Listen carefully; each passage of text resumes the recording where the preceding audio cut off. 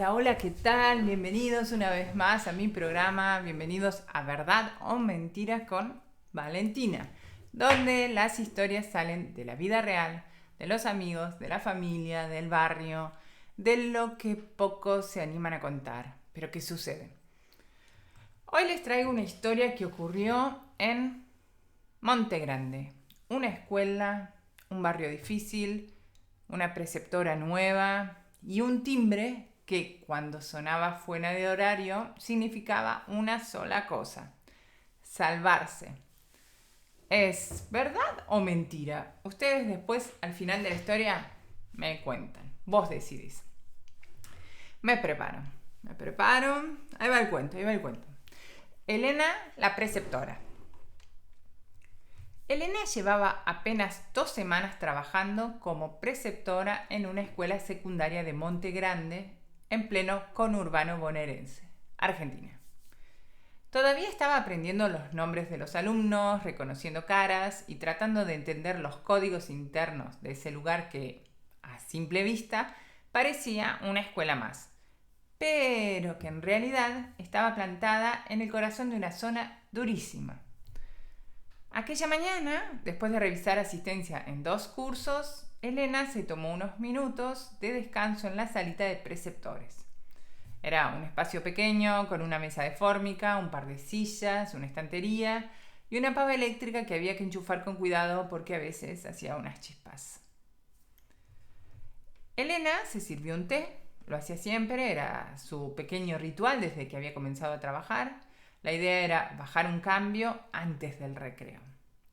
Afuera se escuchaban voces, chicos moviéndose entre los containers que hacían de aulas y el viento que arrastraba el olor a humo de algún basural cercano.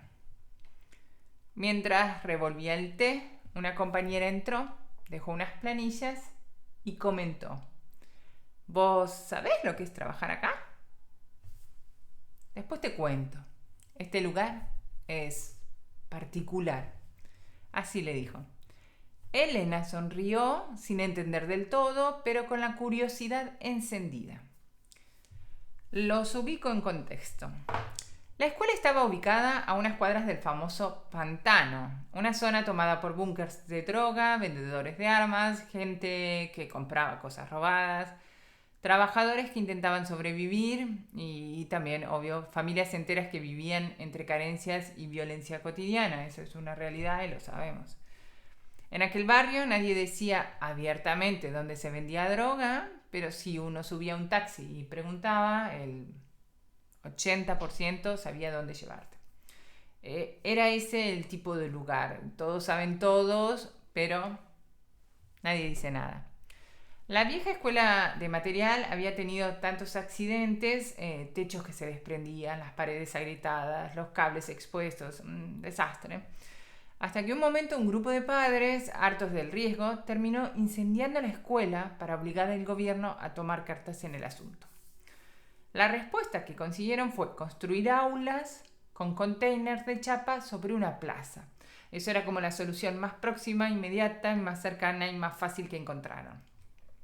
Entonces estamos hablando de containers apilados uno arriba del otro, separados por como un pasillo en el medio de una plaza. Sin cerco, sin seguridad, nada de nada.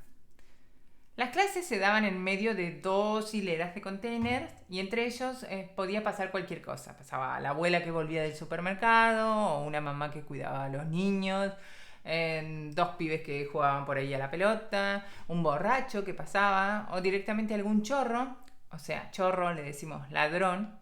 Un chorro es un ladrón en Argentina, viendo qué podía llevarse. A la noche, tierra de nadie. A la noche se robaban puertas, ventanas, se metían a drogarse ahí mismo. Caos. Ese era más o menos el contexto donde Elena trataba de aprender a trabajar. Mientras tomaba su té, escuchó de fondo el murmullo del curso de segundo año.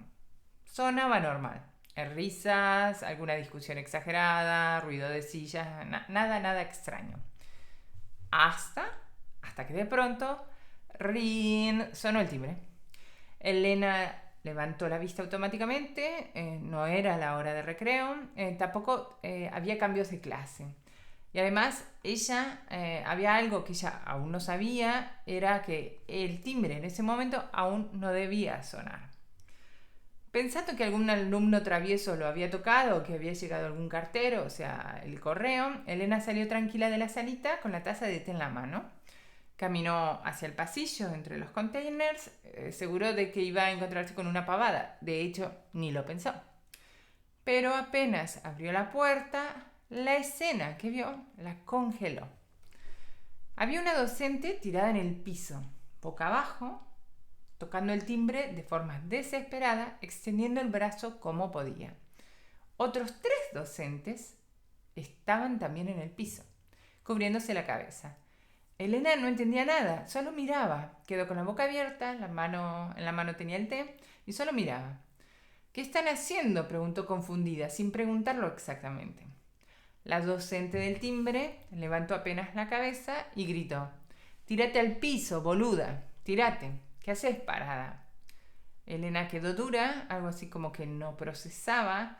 No era el tipo de situación que imaginaba al comenzar un nuevo trabajo, y menos en la escuela.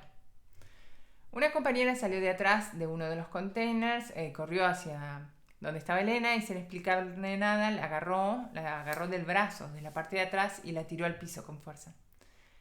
Recién ahí Elena escuchó lo que pasaba afuera. Había como ruidos secos o fuertes, pero también metálicos. Eran tiros. A veces eran entre delincuentes, otras veces entre vecinos, otras entre grupos que se cruzaban en la esquina del pantano. O sea, no importaba el motivo, ahí lo que importaba era sobrevivir. Ese timbre que Elena no entendió era la señal silenciosa que usaban los docentes cuando había disparos cerca. Era al piso, ya, sin preguntas, sin pensar, sin mirar. Bueno, Elena quedó temblando. Su té se había derramado, el pasillo estaba lleno de docentes respirando y hablando bajito, esperando a que pasara. A los pocos minutos el silencio volvió y todos se levantaron como si nada, como si fuera parte del trabajo. Una docente se le acercó a Elena y le dijo: «Bienvenida al cono urbano. No pasa siempre, pero a veces pasa». Con el tiempo, y gracias a denuncias y reuniones con autoridades, los padres, la cooperadora y parte de la dirección de la escuela lograron colocar un alambrado perimetral para cercar estos containers, para cercar la escuela. Tardaron mucho tiempo de tiros, robo, miedo, pero el cerco ayudó a contener un poco este caos. ¿Cómo sigue la historia? Les cuento. Elena siguió trabajando ahí. Aprendió a leer los sonidos del barrio, a moverse rápido cuando el timbre sonaba fuera de horario y a tomar el té siempre cerca de una pared, por si acaso. Porque esa era la realidad. Una escuela funcionando en containers en un barrio donde la violencia era parte del paisaje. Y docentes como Elena intentando enseñar igual. Pero con el tiempo algo más ocurrió. Ella logró formar un pequeño grupo de colegas que se fue convirtiendo en su sostén diario. Mujeres y hombres que al principio eran solo como compañeros de trabajo, pero que terminaron siendo amigas y amigos de verdad, unidos por todo lo que tuvieron que atravesar a través del tiempo juntos. Entre ellos armaron redes, estrategias en las horas difíciles y también celebraron las pequeñas victorias. Victorias eran, por ejemplo, cuando un alumno volvía a clases, cuando un día no había ningún sobresalto, o una reunión con los padres que podían asistir y algunos de los docentes que aún se quedaban después de horas, una reunión salga bien. Y ese apoyo mutuo fue lo que mantuvo a Elena firme, convencida de que su lugar era ese. Hoy, además de su trabajo como preceptora, Elena ayuda como voluntaria en la biblioteca de la escuela. Ordena libros, lo básico, recomienda las lecturas, acompaña a los chicos que se refugian ahí para estudiar o simplemente para tener un rato de calma. Ese rincón, entre paredes improvisadas y estantes que consiguieron con esfuerzo, se convirtió en su espacio, en su lugar. Porque, a pesar de todo el contexto, que ya saben, ya les comenté, y mucho más, a pesar de los tiros, los containers, la precariedad y el miedo, Elena encontró ahí una comunidad, un propósito y un sentido. y decidió quedarse. Entonces, aquí viene. Ahora yo te lo pregunto a vos. Esta historia, así más o menos, como yo te la conté, ¿es verdad o mentira? ¿Cuál es tu respuesta o qué pensás? Aunque por ahí lo importante no es lo que, si es verdad o mentira, lo importante es lo que te hace pensar a vos. Y después de todo, ¿qué pensás? Eso, como siempre digo, te lo dejo a vos. Vos me contás.